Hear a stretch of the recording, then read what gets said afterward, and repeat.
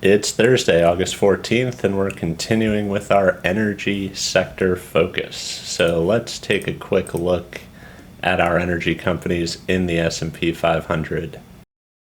I've updated the full list, so Hess is gone. This is up to date, and we are going to focus today on these three downstream refining and marketing companies. By that we mean delivering gasoline and other products to the market. So here we can see Valero, massive operation, all the refineries down along the Gulf Coast and other places in the country, and then the blue states, the V icons representing that massive marketing wholesale presence that you'll see in the individual gas stations. Phillips 66, similar.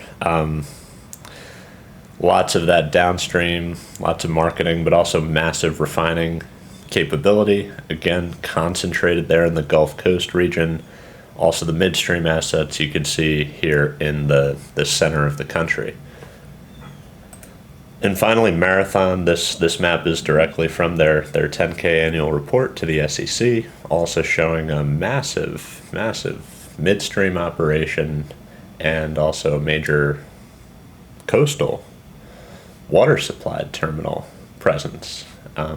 Very interesting there. And I noticed a slight spatial connection between this Marathon map and if we switch over to our sector dashboard here and look at the industrial sector, which we'll be covering next week, we can see that the eastern U.S. has most of these industrial companies. Again, these are just the headquarters, but also massive operations that many are familiar with here in the Southeast, the Midwest, the Mid-Atlantic, the Northeast, and Marathon and the other energy providers' infrastructure is largely geared towards serving that industry.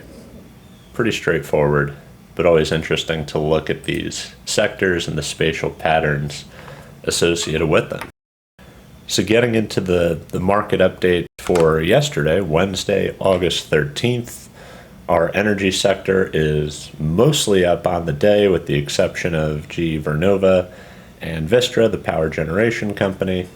Top of the list, Texas Pacific Land Corp, headquartered here in Dallas. They're largely a real estate company. They own a lot of the land in Texas, especially the Permian Basin, and profit from the mineral rights and other revenue streams associated with land ownership in hydrocarbon production zones. Similar pattern for utilities. We can see Exelon here is at the top of the list, and all the way at the bottom of the list, Constellation Energy, which interestingly enough used to be Exelon's power generation division until it was divested. So looking here at the broader market, most companies up on the day, no drastic moves up or down.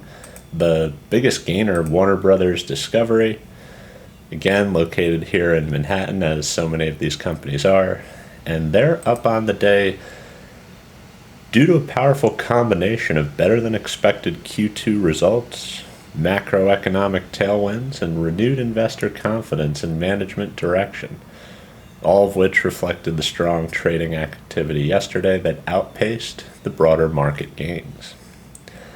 So that's going to do it for today's update.